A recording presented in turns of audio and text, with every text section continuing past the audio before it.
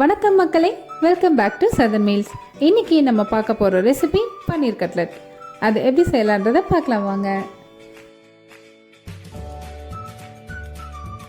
கடாயில் எண்ணெய் விட்டு சூடு பண்ணிக்கோங்க. எண்ணெய் சூடானதும் இஞ்சியும் பச்சை மிளகாயும் சேர்த்துக்கோங்க. அடுத்து பொடியை நறுக்கி வச்சுருக்கிற வெங்காயத்தை சேர்த்து வணக்குங்க.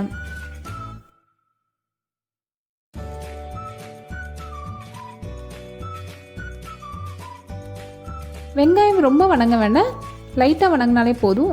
அதன் பிறகு பொடியை நறுக்கி வச்சிருக்கிற கேரட்டை சேர்த்துக்கோங்க. பொடியை நறுக்கி வச்சிருக்கிற முட்டைக்கோஸை சேர்த்து ஒரு 2 நிமிஷத்துக்கு வணக்கி விடுங்க. வணங்கின பிறகு ஆஃப் பண்ணிடுங்க. ஒரு பவுலில் துருவிய பன்னீர், நம்ம வணக்கி வச்சிருக்கிற காய்கள், வேக வைத்த உருளைக்கிழங்கு 1 சேர்த்துக்கோங்க.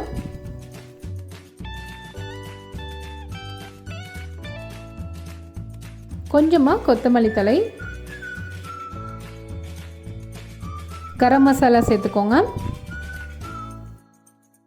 சாட் மசாலா, மிளகாய்த்தூள் சேர்த்துக்கோங்க. அடுத்து கார்ன்ஃப்ளவர் சேர்த்துக்கோங்க. தேவையான அளவு உப்பு சேர்த்துக்கோங்க. இது எல்லாத்தையும் நல்லா மிக்ஸ் பண்ணிக்கோங்க.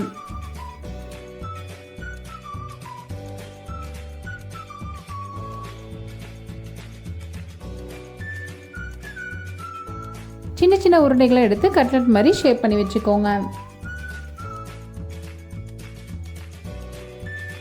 ஒரு பவுலில் கார்ன்ஃப்ளவர் சேர்த்துக்கிறேன். அது கூட கொஞ்சமாக தண்ணி விட்டு நல்லா கரைச்சிக்கோங்க.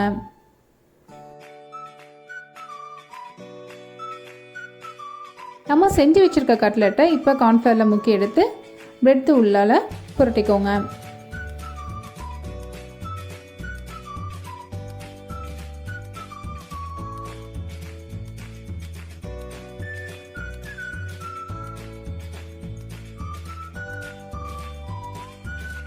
கோட் பண்ண கட்லெட்டை இப்போ எண்ணெயில் பொரிச்சு எடுத்துருங்க.